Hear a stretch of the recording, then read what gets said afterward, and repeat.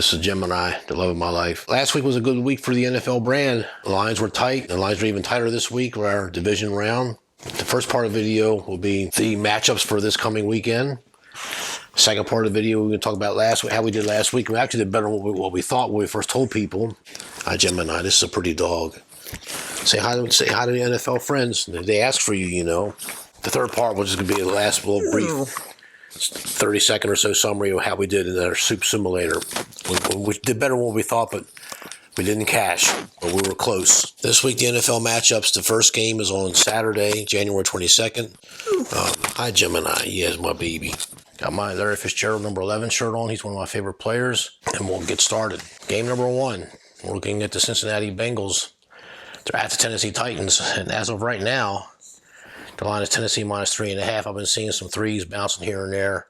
It has not gotten to 4 as far as I know. The people I contacted in Vegas, I text or email since Monday. This is the least amount of action game. Cincinnati came off of a good game. They played well. It was a rematch of the regular season game they had between the Raiders and the Bengals, and the game was tight like we all know. Every handicapper I followed on YouTube picked it up quicker than I did. That yes, the game was tight into the halfway through the fourth quarter, 7 minutes left, and then the wheels came off for the Raiders. This was a reversal. The wheels came off for the Raiders in the first quarter and 5 minutes in the second quarter, but the Raiders regrouped. They got their bearings. They gave us a good show, and they came within a point and a half of the number. The final number of that closed at minus 5.5. I had made a video if you want to watch it and waste your time, but I said the first video was a pass. I couldn't make up my mind between the Cincinnati minus 6.5 for taking the Raiders plus 6.5. I didn't know the line was going to drop a point. That told me that there was some money coming in, or they felt they had to move the line to balance their books, whatever the case may be. And my first initial gut was, yes, it's a coin flip game and I should pass it. But no, I got badgered by a couple of subscribers. They said, we want you to pick every game, blah, blah, blah, blah. I said, okay, I'll pick the game, and on the next video, take the Raiders. But I'm here to tell you, in my defense, if I've been in Vegas, at that 6.5, if I had done a round robin, which I love doing round robins, and very few handicappers are talking about the beauty of round robins, you can get one wrong and still make some money. If I had been in Vegas, I would have bought the half a point. Now I got the Raiders at 7, just at the get-go, just to have the key number is 7 in football. 3 and 7 are the top 2 key numbers in the NFL. I don't care about anybody else. I don't care what they shake up in extra points and 2-point conversions and moving the thing back, and they can run it back now for 2 points. I don't care how much they shake it up and throw it out. The key numbers in the NFL are 3, 7, and with a secondary key number of 4, and then 10. Now you can say 8 with 8 point. But if you look back, you'll see very few games that end with 8-point spread, points of victory. The Cincinnati Bengals, I'm very concerned about the Bengals, because they have got the key injuries on their defensive line. They got that Ojenubi. I hope I'm saying his name right. He leads the NFL with negative plays as a defensive tackle. That does not include his sacks. That's a big loss for the Bengals. And then they just lost Hendrickson, the other defensive tackle. I think he's the leader of their team with sacks, with this Ojenubi right behind him. If those two guys don't play, they're not going to put any pressure on Ryan Tannehill. On the other side of the coin, I got to talk about Tennessee's defensive line. They got the best front four in the NFL. 3 of those 4 got 8 sacks each, and I think the other guys got 7. So that's 31 sacks between just 4 players, and they're all healthy and they're all playing. They're going to put pressure on Burrow, and I got to say this. The Cincinnati Bengals are these remaining 8 teams, the final 8 here, the elite 8, okay, you want to call it that. They have the least amount of experience to play. Now, I know what you're saying about Matthew Stafford, but he did play a playoff game or 2. When Detroit didn't make the wild card, when they had the Calvin Johnson years, they lost the games, and he lost a heartbreaker to the Dallas Cowboys, and Dallas got their payback next week at Green Bay. You can go look that up for yourself. I'm here to tell you that Cincinnati's got the least amount of playoff experience. I know they beat the Raiders, so that gives them the first win in the playoffs they have in 31 years. But now they're expected to go on the road. Now, I can't remember last time they had a road. I don't think they've ever won. They have not won a road playoff game ever. So history is against them. And Tennessee has never been a number 1 seed. History's kind of against them too in a way. Games were won at the line of scrimmage when they got to snap that ball, or the trenches, whatever you want to call it. I just think Tennessee's better on both sides of the ball. Jeff Burrows has been sacked the most at all these remaining 8 quarterbacks, with Garoppolo a close second, which is a little scary. We'll talk about the 49ers later. Strength of schedule, Tennessee, far better teams. And I got to say something else. With Mike Vrabel is the head coach of the Tennessee Titans, and I've been saying this all year long, that he's a disciple of Bill Belichick. So he's using some of Bill Belichick's tricks. When he has 8 days of rest in his career as a Tennessee Titans head coach, and I think this is his 3rd or 4th year, he has 8 wins and no losses against the spread and straight up. So that's pretty powerful. And now they've essentially, teams had almost 2 weeks off because they got the bye as number one seed. And the last regular season game, he just rested a bunch of the players. Some of them didn't even play. They essentially got 2 weeks off. So the same way with Green Bay. I'm not knocking Jeff Burrow. And the Cincinnati has really done a good rebound. Out of the 8 remaining teams here, they've actually improved the most from the year before and from 2 seasons ago. I mean, they were really bad 2 seasons ago. The guy on Wager Talk caught this too. His old name used to be Vegas Runner, so I keep calling him Vegas Runner, but his real name is Gianni something, Garkakis. He's a professional handicapper. He's got clients, and he gets more right than more wrong. And I've been following this guy for years, and he's the only one that I found that pointed out that when the money line opened up, it was Titans minus 145 on the money line, and people jumped on that and pushed it up to minus 175. It's 3.5 point favorite, the chalk. And you know the spreads that the bookmaker can spot for its money lines, and if it's a plus or a minus or a short number or a medium number or a double-digit number. You got to pay attention to that. I mean, there's money to be made if you know what you're doing. He doesn't have an opinion on this game. When I watched this video today, he passed on this game. But I have an opinion on this game. I think Tennessee's going to beat this game decisively. We're going to lay the chalk, minus 3.5. They've slayed a lot of Dragons this year. They slayed Buffalo. They slayed Kansas City. I'm not going to go through the schedule. You can look up the schedule for yourself. You know, and under Cincinnati has slayed Dragons too. They slayed Baltimore twice. I understand all that, but I just think that the eyeball test, and if they're getting Derrick Henry back, they're not going to put him in the game if he was not close to 100%. I think the 90% Derrick Henry is still better than any other running back in the NFL. Vrabel's, he's not stupid, and I'm sure he's getting help from other people, if you know what I mean. And they're telling him, you got to make sure Derrick Henry can push off on that running pivot foot. When he hits that line, you got to have, each running back has his pivot foot, his strength foot. If that's okay, if he's good to go, I like his chances. Cincinnati's not that good against the run. And on the same token, Jeff Burrow could have a great day against Tennessee. Their secondary can be beat. Everybody keeps saying how great they are. Well, you know what? I've seen them play really bad at times too. So, and every team has hiccups. Tennessee lost to, who did they lose to? They lost to Houston Texans.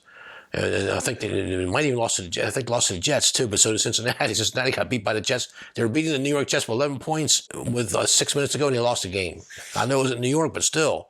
So each team has hiccups. I mean, you can say all these things, and I'll talk about the hiccup if I can remember for the Buffalo game last. It's going to be very telling. I just think Tennessee's going to do it. This is the easiest game to handicap. Cincinnati's one of the newest entries into the playoffs in recent years, and each team cycles, and there'll be some teams this year that made it that will not make it next year. They'll fall off, and it's just that's the nature of the beast. Most of the teams do come back. 2 out of the 3 teams in the playoffs, they come back the next year because they are good.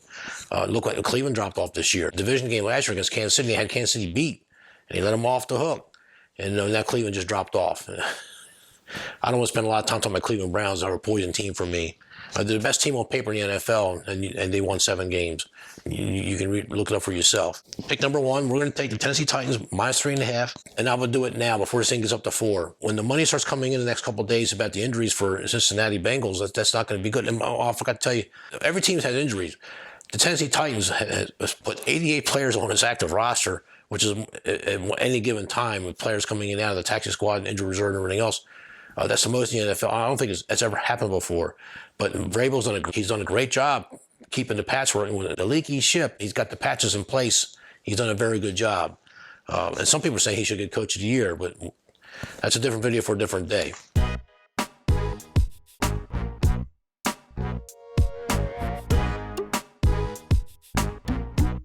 Game number 2. I can't wait to watch this game.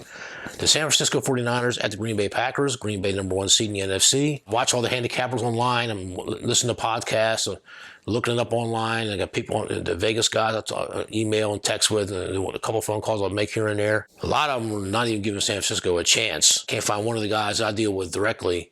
They've loaded up on Green Bay, something fierce like, Green Bay's is already the Super Bowl winner. And you know what? I had them as my top-ranked team all year long. I didn't do power ratings, but every now and then I would slip on my videos. And I did say I had the Green Bay as a top-ranked team. And not after the first week, they got slunkered by the Saints on the road. Green Bay were the only unbeaten team at home. That means something, when you can win all your home games. But it also means something when you win your road games. There's been several Super Bowl winners that they actually lost a game or 2 or 3 at home. They were unbeaten on the road, and they won the Super Bowl. And I knew that Tom Brady Patriots did that one year, and so did Joe Montana and 49ers. I don't want to give out bad information to my subscribers. I don't want to give bad information, period, because I don't want to be unreliable and I don't want to be called a liar or whatever. I want to give out accurate information, because you got to have accuracy if you want to succeed as a handicapper in any sport. I don't care what you're doing. And if you're going to be an options trader or a commodities trader, you got to have accuracy, or you'd be out of business. You'd be in a soup line, or someone's going to shoot you for churning up their accounts. I was told, it's not verified, I was told it's line open at Green Bay minus 3.5. I mean, I can't find any information. I looked for a few minutes, but I stopped looking, I can't find it.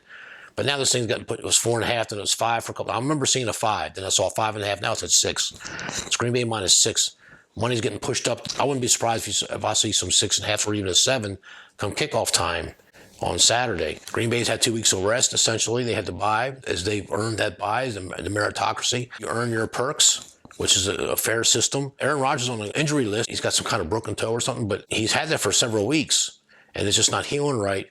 But he's made his adjustments. I mean, I know I had a broken toe, and I didn't miss a day of work. I'm not missing work. I went to work. I did stuff around the house. I walked the dog, and I wrapped it up and made sure it stayed immobile, the toe, and it just kept on moving. I think Green Bay is probably going to win the game. So what I'm going to do, I'm going to make 2 picks on this selection. I'm going to take the 49ers plus the 6 points. I think 6 points is too many. They got the best team speed out of the reigning Elite 8. They are number 1 in the NFL with yards after the catch. That's not an accident. I just think that the 49ers are a dangerous team.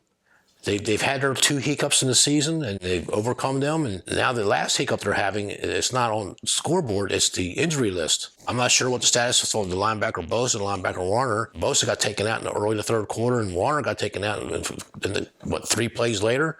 They lost their best defensive player and their third best defensive player in one series. And they managed to hang on and beat those Cowboys. The Cowboys are a physical team. I mean, I liked what I saw with the 49ers. I liked what I saw. Their defensive side of the ball, they're banged up. And their secondary can still get beat. Dak Prescott started finding his range, and he beat those a couple of defensive backs and a couple of linebackers. That's okay. I mean, Prescott's pretty good.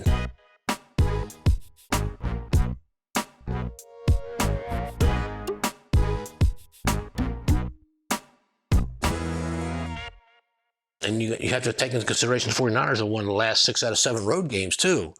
They couldn't win at home. Remember, they're one of these teams like the Falcons, the Patriots, and there's another team, the Seahawks. I mean, the teams, they were like 0-4 or 0-5 at home. They just can't win at home, but they can win on the road, though. They'll beat your ass on the road. And this is one of those teams. I mean, they don't care where they play. They're just happy to play. They're 5th in total defense. That includes the 5th against the run, 5th against the pass. I mean, and they're banged up. I mean, if they were full strength, this line would not be minus 6. This line would be pick 'em. That would mean that on a neutral field, 49ers would be the favorite. They got that team speed on the Debo Samuels and the other wide receivers. I'm telling you, I saw the ghosts of Joe Montana, Jerry Rice, and John Taylor when they made that great comeback against the Rams in a must-win situation against a good team. Rams are not pushovers. They're not pansies. And on the Green Bay side, you got Aaron Rodgers. Aaron Rodgers versus Jimmy G, it's no question. It's no contest. I think Aaron Rodgers is one of the most accurate passers in the NFL history. I know Tom Brady's great. I know Peyton Manning's great. They say great things about Drew Brees and Phillip Rivers, and I can name right off a bunch of quarterbacks: Kurt Warner, Johnny Unitas, Joe Montana, Ken Stabler with the Oakland Raiders. I can name off a bunch of Terry Bradshaw. I can name a ton of quarterbacks. But Aaron Rodgers rises above them all. He just he played on good teams, but he didn't play on great teams. He didn't play on the Pittsburgh Steelers with the same players for like 8 years in a row, and he didn't play on the San Francisco 49ers when they had most of their players before the salary cap really started getting torn apart. And the salary cap and the free agency. Aaron Rodgers is a modern day player. And a lot of turnover in these teams today. Green Bay is also getting 2 players back, Smith and Alexander. If you want to look at the equation of rest or rust, Green Bay has learned its lessons from days of past. And I want to point out one season that why I think Green Bay has actually matured because of Aaron Rodgers' leadership. Everybody bashes him in the media and the mainstream media, so he must have said something that ticked off one of these crybabies. So, and these leftist pansies. Mike McCarthy was their head coach. They were 15-1. They clinched the division, the last week of October? No other team won 3 or 4 games. I mean, the division was over. So Aaron Rodgers had 5 weeks of rest, and they got the bye. They were 15-1. Who comes to town? Eli Manning and the New York Giants. Do I need to keep doing it now? I told you who his opponent was. Do I need to tell you what happened? They got slonkered. That rust hurts Aaron Rodgers. So I think he learned his lesson. Now, McCarthy didn't learn his lesson. I think McCarthy's a good coach, and he's getting bashed for the Dallas debacle last week. We had the 49ers, thank goodness. McCarthy's still a good coach. Don't disregard him. Most people don't understand what the head coach does. He just takes the blame. It's not his fault that he was a centimeter off with the receivers and a quarter inch off here. And he was a little slow. He got sacked a couple of times by the defensive front four of the New York Giants. And I bet the Giants, because I was getting so many points and the money line was so great, I had to take it. But anyway, I fear the Green Bay Packers. I mean, they're that good. And they're thinking, we should be winning more than what we're winning. And if they get that mindset, they're going to win it all. And my official selection is we're going to take the 49ers plus the 6 points. It's too many points. But I'm going to put Green Bay on the money line. I think Green Bay is going to come back and win this game, and they're going to advance.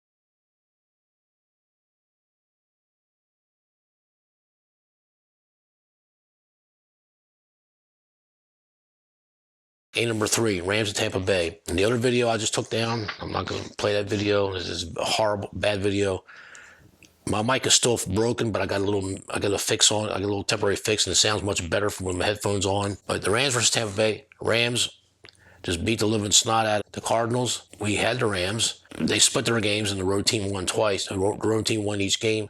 And I'm not bashing the Cardinals. I mean, I like the Cardinals. I mean, they're almost our home team, and we got the Chargers and we got the Rams here in Los Angeles, but the next closest team is the Arizona Cardinals. I mean, they're, days, an 8-hour drive away or a 1 hour, 2 hour flight.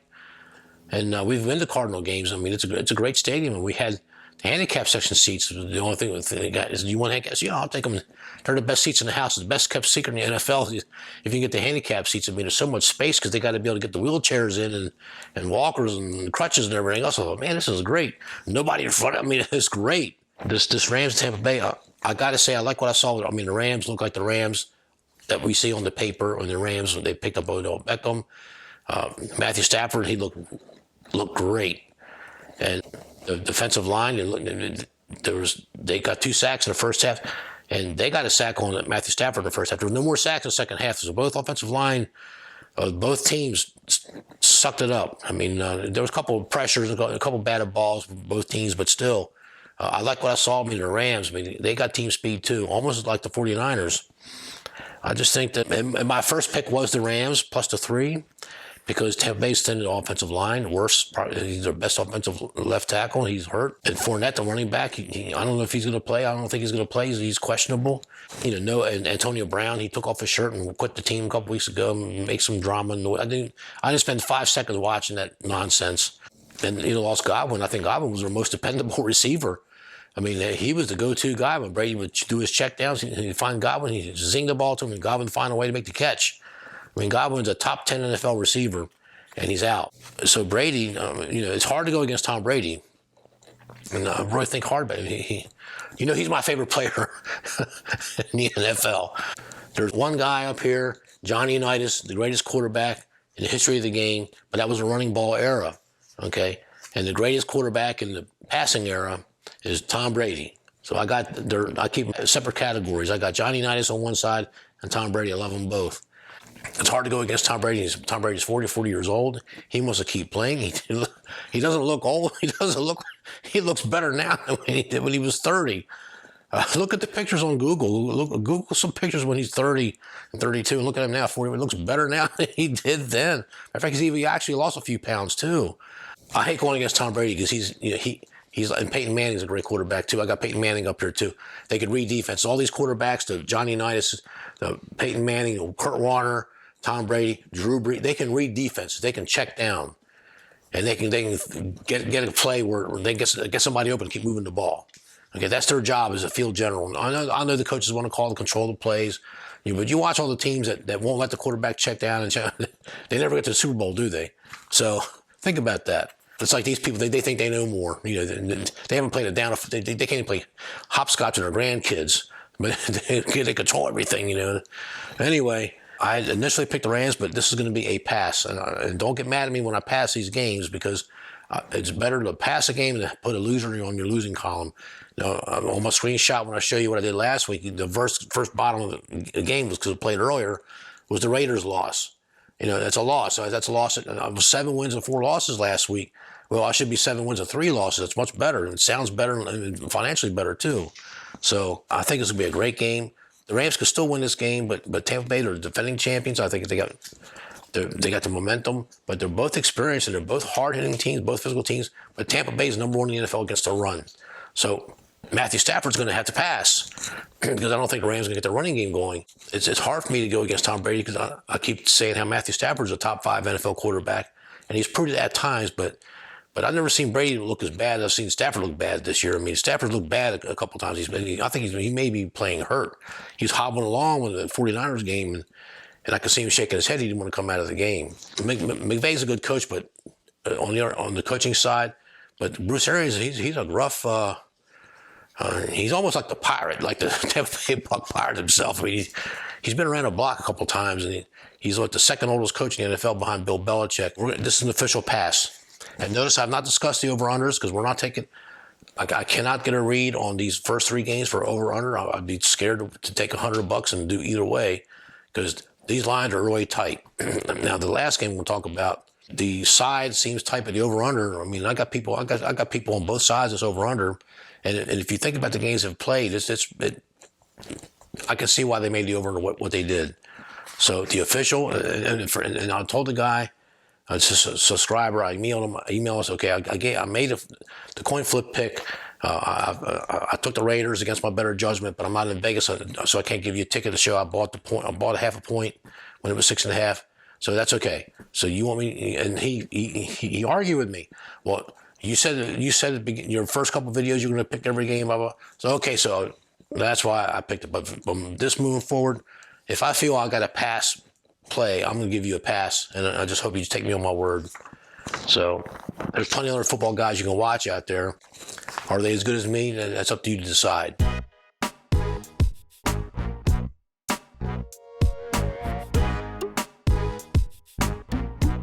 Fourth game, and I can't wait to watch this game. I can't wait to watch any of them. They're all going to be great games. The best teams, the cream rises to the top, folks, and that's why these playoff games are really great. They have tweaked the product enough. When I was a younger man, a little boy, the favorites almost always stomped the underdog, and that was a problem. People say, yeah, well, it had a good regular season, but I ain't going to watch somebody get waxed. I remember hearing the old guys saying, they would sell the tickets. The fourth game, Buffalo at Kansas City. The line opened, believe it or not, and I found this out. This is what I'm going to tell you. This is a fact. It did open at Kansas City minus 2.5. It got settled at 2. When I photographed my graphic I would put up here, it'll show the Kansas City minus 1.5. I didn't catch it until today. But now it's back up to 2. But there's still some 1.5s, I think Pinnacle, and I think there's a couple offshores that's got 1.5. But there was 1.5 just a couple hours ago, 2.5. And I looked at it just a minute ago, it's back down to 2. So, and let me speak while I got thinking about it. When you look at the games last week, the 6 games that were last week, what was the shortest line? The shortest line was Dallas Cowboys minus 3. That was the shortest line. So what's that tell you? Okay, what did the book? I mean, people kept saying, "Oh man, they're begging you to take Dallas, aren't they? That's a small price to pay." So they don't put Dallas on the money line. They're going to lose anyway, but they're thinking, "Oh, I'll knock off the points." But so they should cover the 3 and just get win the 110 to win 100. Well, Vegas is built with these shiny lights and there's beautiful highways, and there's the North Vegas, and there's the Strip Vegas, and there's the real Henderson suburban Vegas in Clark County.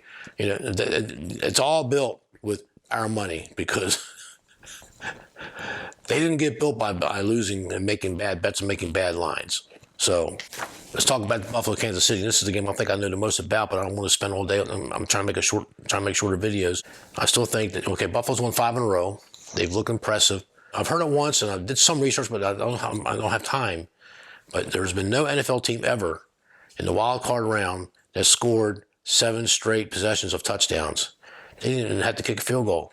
They just went through New England like sliced butter. Okay. And it hurts because I had New England, and I made a video saying how I thought New England was going to upset them. And I'll leave the video up there. My reasoning was sound. I just made a bad pick. Josh Allen, he didn't have to do the 4th and 1 that he did in the regular season game. So I was right about that. I was partially right, but we don't care about partial rights with partial parts of the game. We want results at the end of the game, and that's it. We don't care what the insight is. We don't care what the discussion is. We want results. So you want results? I'm taking Buffalo plus the 2 points. And I'm leaning, okay, the over-under opened at 55.5. It got down to 53.5 offshore. I think Pinnacle had a 54, and it's back up to 54.5. Now, they played in the championship game last year, and Kansas City won, I believe, I'm not even looking at my phone. I believe it was 38-24. So that's 62 points. And Kansas City looked pretty good doing it. Now, they played this year in the regular season.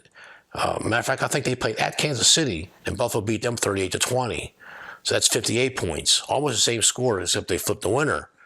And they played the playoff game in Kansas City the year before, too. So they're going to play this year.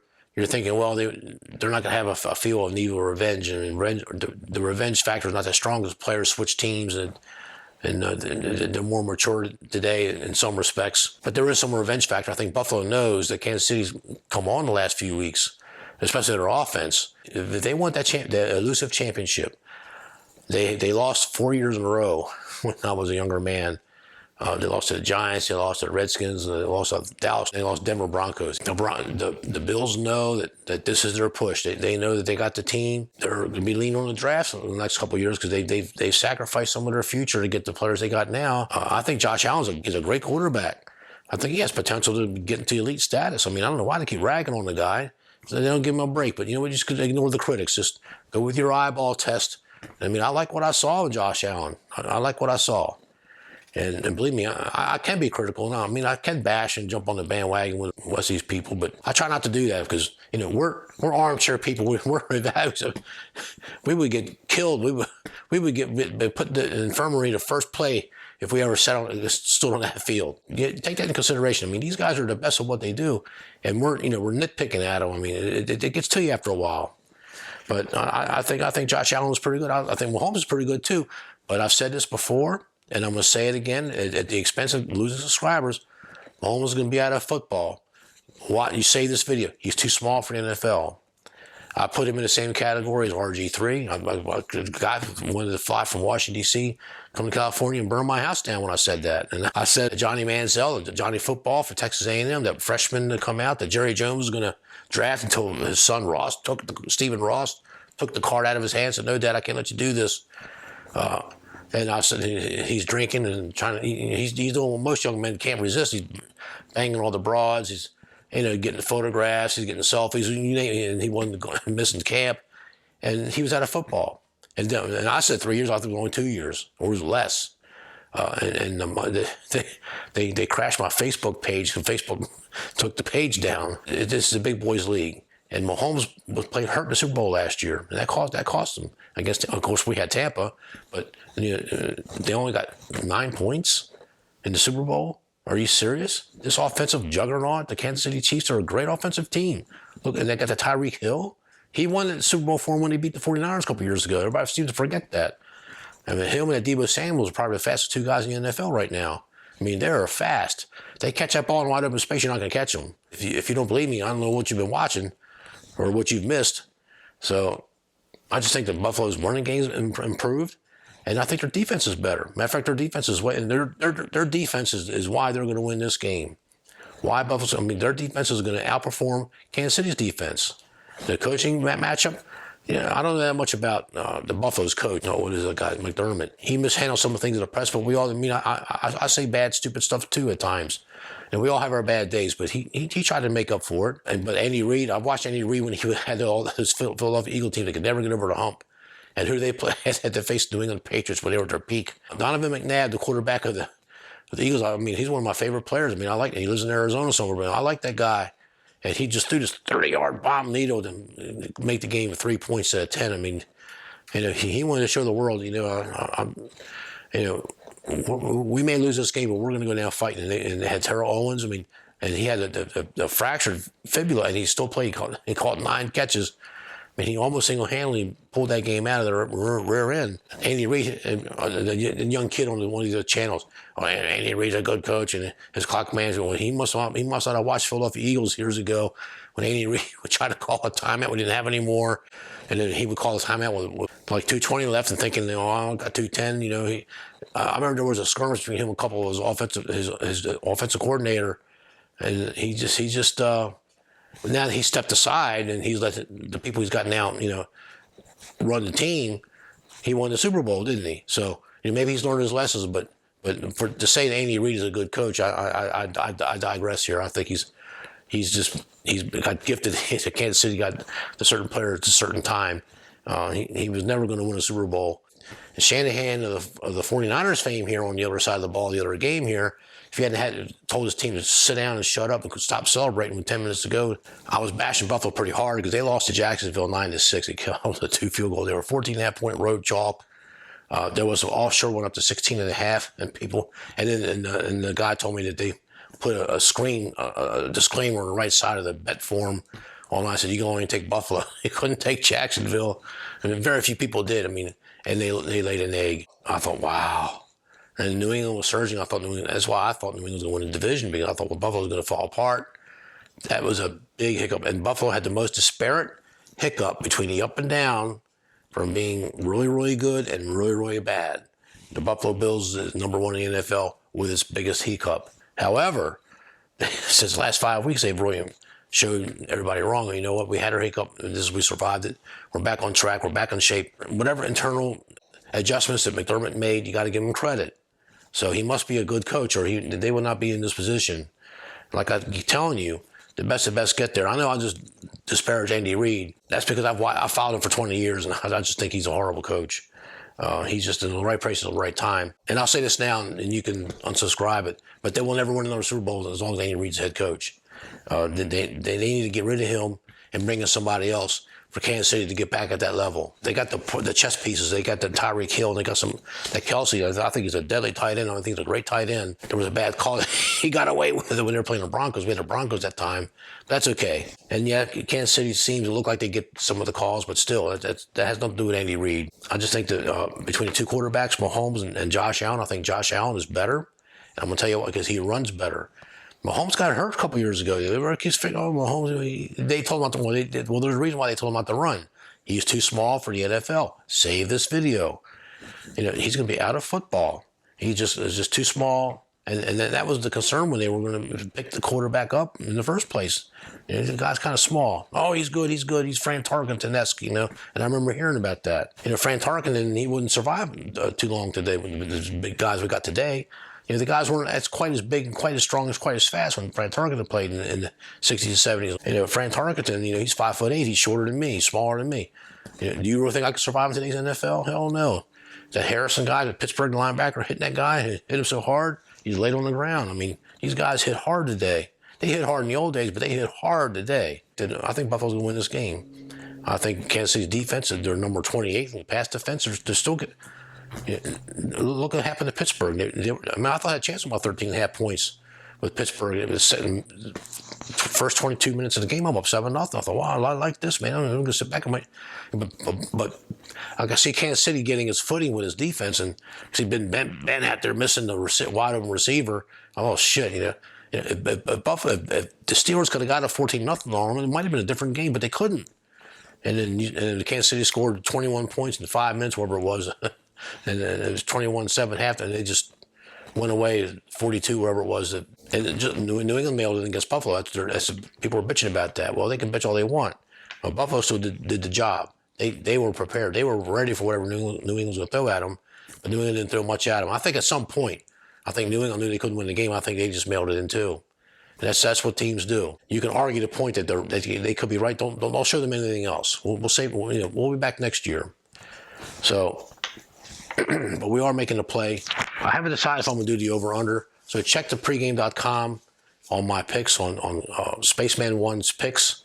And if it's up there in time, then it'll be up there. But as of right now, I didn't pick that game, the over-under. I am taking, go a quick review. I'm taking Tennessee minus 3.5. I'm taking San Francisco plus 6. Green Bay on the money line. I'm passing on the Rams Tampa Bay. And I'm taking Buffalo plus 2. And so that's 4 plays. I may take the over on the over-under on the Kansas City game, but everybody's betting it though. I got to see where the money's coming in at. And especially if Buffalo can jump out, if Buffalo jumps out like 17-0 in the first quarter, it'll be an easy over-under because Mahomes, they'll get the range and they'll score their points. But see, McDermott learned a lesson because of New England.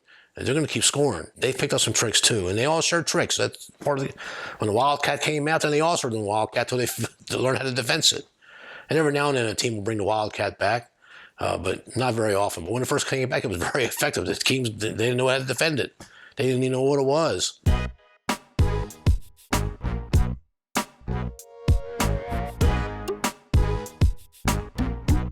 And that's okay. It's part of the game. Adjust and readjust. That's the NFL. I hope you liked this video.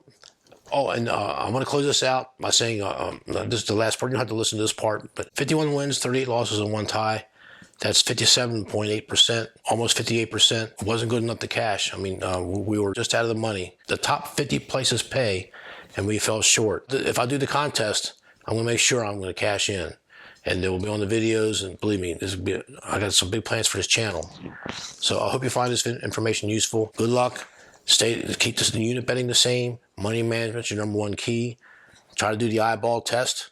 Always a great day to be American. Remember my Beatles picture, my Ken Norton and Muhammad Ali picture, my America poster. Always a great day to be American. Enjoy the NFL and enjoy the games. Thank you and take care. Stay tuned for next week. Thank you.